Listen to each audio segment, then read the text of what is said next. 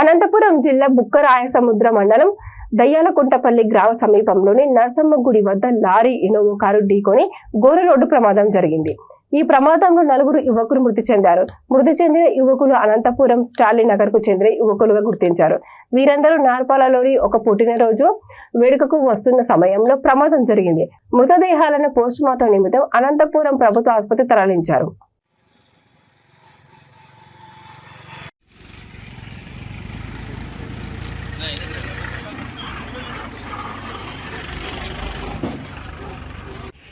Night around 11:30 12 మధ్యన ఒక unfortunate incident. So lorry and ఒక ఇనోవా మధ్యన జరిగినటువంటి ఒక హెడ్ ఆన్ పొజిషన్లో 4 మెంబర్స్ స్పాట్ చనిపోవడం జరిగింది. ఒకరు ఇంజూర్ అయి ఉన్నారు. దీంట్లో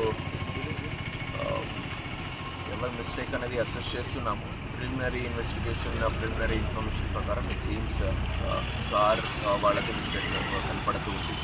సో ది ఫర్దర్ ఇన్వెస్టిగేషన్లో will be able to ascertain.